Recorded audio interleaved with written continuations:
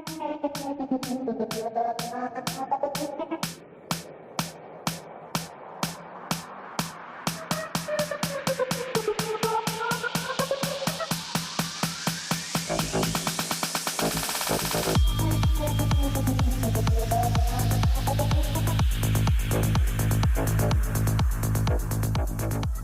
back to my car cave. I've got another new Formula One car, this time from the 2024 season.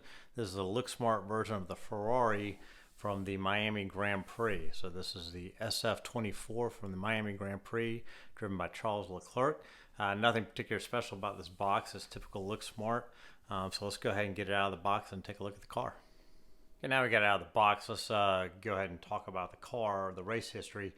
Just to note, obviously, Looksmarts come with acrylic covers similar to the Spark versions, and they're on this base with kind of a felt cover and this little placard here.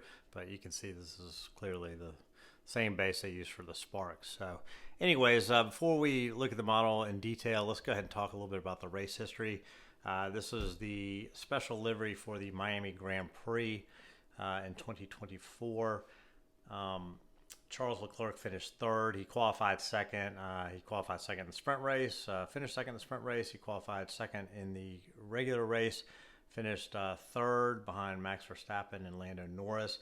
Sainz qualified third in the race and finished fifth after a penalty was applied at the end of the race, 5-second penalty, and he finished behind Sergio Perez. So not a particularly exciting race as I recall, and not something that great for Ferrari. What was special about this car was obviously the livery. The livery featured these blue colors. One is Azzurro La Plata, and the other one is Azzurro Dino. Azzurro Plata is the lighter color, and Azzurro Dino is the darker color. And yeah, there was a lot of fanfare around this launch. This also spawned the HP logos, so a little bit of a collaboration there, I suppose, to add blue to the car. A couple races into the season. So, anyways, the real history of these colors. They were primarily used as colors for driver suits and mechanic uniforms back in the 50s and 60s. So guys like Ascari, Ruderman, who else? Regazzoni, even Lauda, all wore blue suits at different periods of time.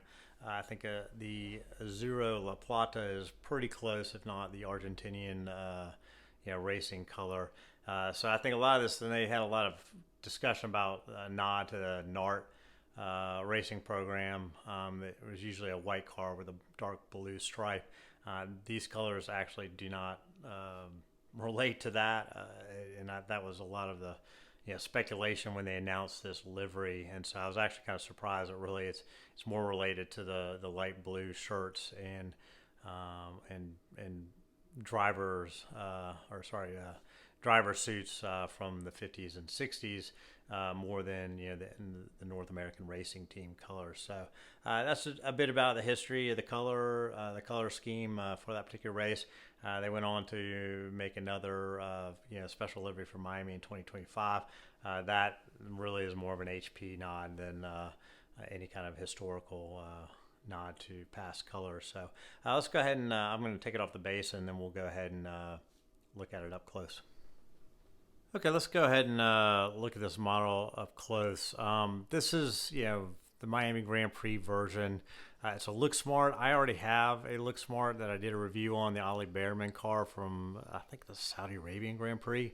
Anyways, the car, both are early season cars, so there's literally no difference other than one tiny little item back here on this, DRS wing beam here. There's a little winglet there on either side. That is the only physical difference I can see between these two cars. So again, both early seasons, so all the extra bodywork, paneling, and side pod revisions and stuff, that all occurred in the second half of the season, really, for Ferrari. I think post Silverstone. And so anyways, I hope to pick up one of those cars later, and that will be more visually different. Maybe the Science Mexico Grand Prix winner, or Leclerc USGP car. Maybe I'll get one of those, and hopefully that'll look a little bit different in this car. So this is really all just about the livery. Again, this is a Looksmart model, so you get all the typical Looksmart qualities. Same as Spark, you get the actual individual wing planes here. Tons of little like sensors here, little sensor details. You get a good amount of photo etch here on the pitot tube, this aerial here on the seat belt, and this little tie back here is metal. And I think there's some, there's another tie back here under the wing, or the rear end wing beam. So anyways, not a lot on these. These are obviously, there's Formula One cars, so not a lot of opportunity for that. But typical, Looksmart quality. Nice helmet here. I like Leclerc and Science helmets for these races. I think they're pretty cool. This one has, it's because it's a Spark, made by the same people make Spark. It has the clear visor, but it's got this like light tint blue, which is pretty close to what Leclerc was running. I think here it looks pretty good. I go back and forth on these. I'm starting to come around to these lenses, particularly when they're colored, similar to what was being used in a race. I still don't like this lighter color. I can see Leclerc's face in there, and that's not. It's kind of just, I don't know, it's not great. But on this blue one, like the Behrman one, I think it actually works out pretty well, probably better than what Mini Champs and BBR will do. BBR has released this since I purchased this one, so I'm kind of curious what theirs will look like in person. I don't know if I'll go ahead and buy it or not. This suffers the same typical problems you have with Spark and Looksmart on the matte paint finish. You can see all of this clear here, and for some reason on this one, I don't know if it's gonna show up on the video, but when you look at it up close, there's almost like a black line here and a black line here on some of the edging of this, the clear sections of the decal. There's almost like a black line visible, and I don't love that. So again, I think from afar and at distance, the car looks pretty darn good. It's again, everything you would expect out of Looksmart or Spark. Nice checkerboard carbon fiber on the downwash area here.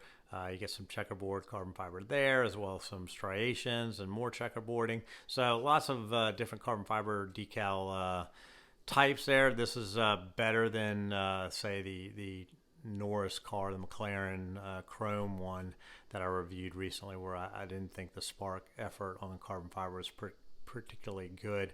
I do think it looks, they've done a good job here. So anyways, that's it. I mean, again, no new technical model details are being used here. You get this nice asymmetrical venting here. But this is all, again, this car is purely about the livery. It's not one that I loved. There was a lot of great renderings in the lead up to this by people on Instagram and stuff that looked far better than what was actually produced, sadly. And but as a Ferrari guy, I've got to have, in my opinion, one of each of the Ferraris, whether I like them or not. So I will be adding this to the collection, and hope you like the video. I'll have some more soon.